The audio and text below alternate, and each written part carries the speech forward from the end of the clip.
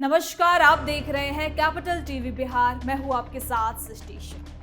भारत की सीमाओं की सुरक्षा और अवैध घुसपैठ की चुनौती लंबे समय से राष्ट्रीय चिंता का मुद्दा रही है। पश्चिम बंगाल से लेकर बिहार और फिर देश के बड़े शहरों तक फैले नेटवर्क ने न केवल डेमोग्राफी संतुलन को प्रभावित किया है, बल्कि आंतरिक सुरक्षा के लिए भी गंभीर खतरे पैदा किए हैं।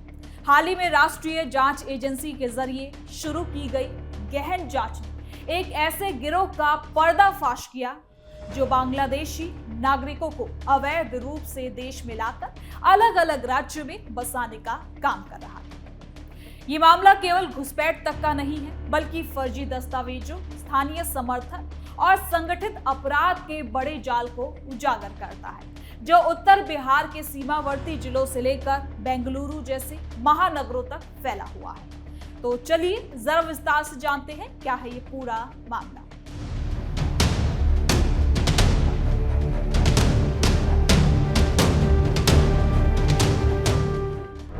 बिहार से बेंगलुरु तक बड़ा नेटवर्क, बांग्लादेशियों को बसा रहा साहबुद्दीन, एनआईए खंगाल रही घुसपैठ का नेटवर्क। राष्ट्रीय जांच एजेंसी ने पश्चिम बंगाल के उत्तर 24 परगना जिले के बोंगाव बॉर्डर से बांग्लादेशी नागरिकों की अवैध घुसपैठ कराने वाले साहबुद्दीन मंडल के नेटवर्क की जांच एक बार फिर से तेज कर दी है।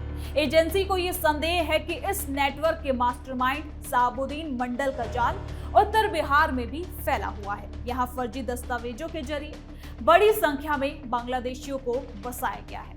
मुजफ्फरपुर और आसपास के जिलों में उसने अपना नेटवर्क काफी ज्यादा एक्टिव कर रखा था। अब एनआईए ने इस मामले को लेकर 3 जुलाई को एक केस दर्ज किया है। इससे पहले 27 मई को पश्चिम बंगाल के बोगांव थाने में स्थानीय पुलिस ने एफआईआर दर्ज की थी, जिसमें साहबुद्दीन मंडल और उसके 6 सहयोगियों को आरोपित बनाया गया था। आरोप है कि इस गिरोह ने बांग्लादेशियों की अवैध घुसपैठ कराई और फिर उन्हें बिहार, बेंगलुरु के साथ साथ देश के कई शहरों में ले जाकर बसा दिया है। अब केंद्र सरकार ने मामले की गंभीरता को देखते हुए इसे एनआईए को सौंप दिया है। आपको बता दें कि शुरुआती जांच में ये पता चला है कि घुसपैठ के बाद कई बांग्लादेशियों को बिहार के रास्ते दूसरे राज्य में पहुंचाया गया। एजेंसी को ये शक है कि उत्तर बिहार और नेपाल सीमा से सटे जिलों में भी इस नेटवर्क के लोग काफी हद तक एक्टिव हैं। फर्जी पहचान पत्र बनाकर बांग्लादेशियों को वहां बसाया गया है और इसी वजह से एनआईए की टीम अब मोतिहारी, सीतामढ़ी, मुजफ्फरपुर, मधुबनी, किशनगंज, अररिया और पूर्णिया जैसे सीमावर्ती जिलों में नेटवर्क की पड़ताल कर रही है। अब संदिग्ध बस्तियों, फर्जी आधार कार्ड, पैन कार्ड और बैंक खातों की जांच भी चल रही है। आरोप यह भी है कि साहबुद्दीन मंडल का गिरोह घुसपैठ के बाद लोगों को मजदूरी और कई काम के बहाने बेंगलुरु, दिल्ली, मुंबई जैसे शहरों में भेजता था। वो बांग्लादेशियों को मेहमान, ये रिश्तेदार बताकर उन्हें कहीं सेट कर देता था। धीरे धीरे मजदूरी, छोटा मोटा व्यापार या फिर कुछ बहानों से उन्हें समाज में शामिल करवा दिया जाता था। अब फर्जी कार्ड भी मैनेज करके वो बनवा देता था। यानी कि इससे पता चलता है कि शाहबुद्दीन का नेटवर्क कितना बड़ा है। एनआईए अब पूरे चेन को तोड़ने के लिए फंडिंग, ट्रांसपोर्ट और स्थानीय समर्थन देने वालों की तलाश में जुट चुकी है। बांग्लादेश से अवैध घुसपैठ लंबे समय से एक बड़ी समस्या बना हुआ है। बिहार के अलग अलग हिस्सों, खासकर सीमांचल के इलाकों में बांग्लादेशी नागरिक छिपकर आ जाते हैं और वहीं बस जाते हैं। वो कभी शादी तो कभी रोजगार या फिर मजदूरी के बहाने यही टिकने की व्यवस्था करते हैं। सरकार और जांच एजेंसियां उसकी पहचान करने और आवश्यक कार्रवाई करने में लगी हुई है। उत्तर बिहार के जिलों के रास्ते कुछ घुसपैठी नेपाल में भी घुसने की कोशिश कर रहे हैं। ये नेटवर्क न केवल सीमा पार से लोगों को लाता था, बल्कि उन्हें भारतीय पहचान देकर अलग अलग शहरों में बसाने का काम भी किया करते थे, जिससे उनकी जो ट्रैकिंग है वो काफी हद तक मुश्किल हो चुकी है। अब इस पूरे मामले की गंभीरता इसलिए और ज्यादा बढ़ जाती है क्योंकि अवैध घुसपैठ सिर्फ एक आर्थिक या फिर सामाजिक मुद्दा नहीं है, बल्कि राष्ट्रीय सुरक्षा से जुड़ा भी एक बड़ा मुद्दा है। सीमांचल क्षेत्र में डेमोग्राफी बदलाव की शिकायतें लंबे समय से उठाई जा रही हैं। ऐसे नेटवर्क स्थानीय स्तर पर समर्थन पाकर फल फूल जाते हैं। फर्जी दस्तावेज बनवाने में मदद करने वाले, परिवहन की व्यवस्था करने वाले और आश्रय देने वाले लोग इस चेन के काफी ज्यादा खास हिस्से होते हैं। अब एनआईए की जांच इन सभी कड़ियों को जोड़ने की कोशिश में जुटी हुई है। मुजफ्फरपुर जैसे जिलों में फर्जी आधार और पैन कार्ड के जरिए बसाए गए लोगों की पहचान करना एजेंसी की जिम्मेदारी है। बेंगलुरु जैसे शहरों में मजदूरी के नाम पर भेजे गए लोगों की भी पड़ताल चल रही है। अब अवैध घुसपैठ की समस्या बिहार तक सीमित नहीं है। आपको बता दें कि पश्चिम बंगाल की सीमा से शुरू होकर ये पूरे देश में फैल जाता है। बांग्लादेशी नागरिकों को भारतीय बताकर वोट सूची में नाम दर्ज कराने, सरकारी योजनाओं का लाभ लेने और स्थानीय संसाधनों पर दबाव बनाने के आरोप भी लगते रहे हैं। इस नेटवर्क के मास्टरमाइंड शहाबुद्दीन मंडल और उसके सहयोगियों के खिलाफ स्थानीय पुलिस की एफआईआर के बाद एनआईए का बीच में आना इस बात का भी संकेत देता है कि मामला सामान्य अपराध से कई आगे बढ़ चुका है।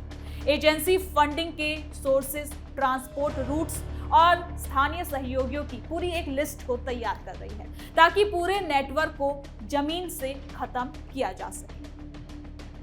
आपको बता दें कि अवैध घुसपैठ रोकने के लिए सीमा सुरक्षा को और ज्यादा मजबूत बनाने की जरूरत है, क्योंकि बोगाव जैसे क्षेत्रों में नियमित गश्त बढ़ाई जानी चाहिए। यहाँ पर बिहार के सीमावर्ती जिलों में भी सतर्कता काफी ज्यादा जरूरी है। स्थानीय लोगों को जागरूक करना भी काफी हद तक खास हो जाता है ताकि वो संदिग्ध गतिविधियों की सूचना दे सके। साथ ही फर्जी दस्तावेज बनाने वालों पर सख्त कार्रवाई से इस तरह के नेटवर्क को कहीं ना कहीं धक्का भी लग सकता है।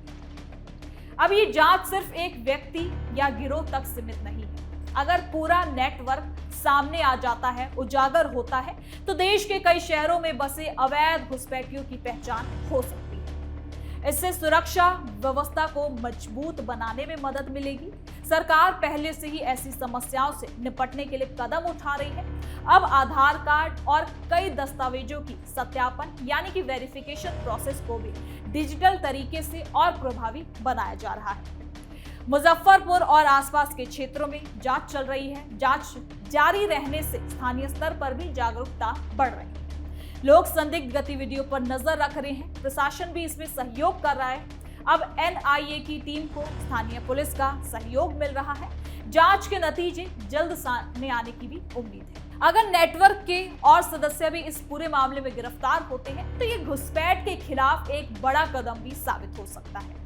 बांग्लादेश से आने वाले अवैध प्रवासियों की समस्या लंबे समय से चलती आ रही है। कई बार वो शादी के बहाने या फिर मजदूरी के बहाने यहाँ पर आ जाते हैं और फिर यहीं पर बस जाते हैं। सीमांचल क्षेत्रों में ये समस्या काफी ज्यादा गंभीर हो जाती है। जांच एजेंसियां लगातार ऐसे मामलों पर नजर रख रही है। शहाबुद्दीन मंडल का नेटवर्क इस समस्या का एक जीता जागता उदाहरण है, जहां संगठित तरीके से लोगों को लाया और बसाया जा रहा था।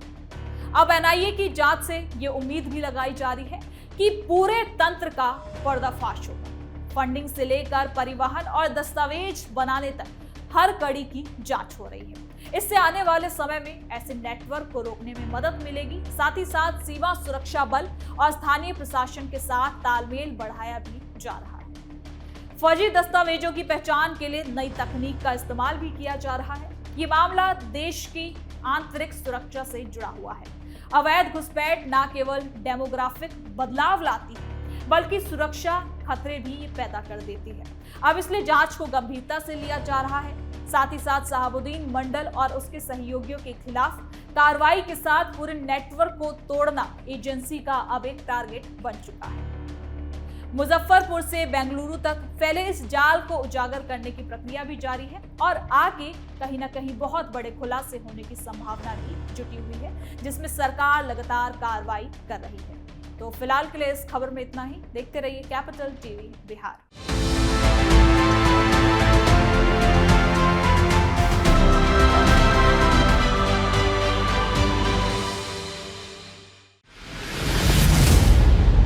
मैं राजनीति करता नहीं, पर राजनीति को बहुत गहरे तक समझता हूं। मैं लोगों के बीच रहता हूं, लोगों के मन को अच्छे से जानता हूं।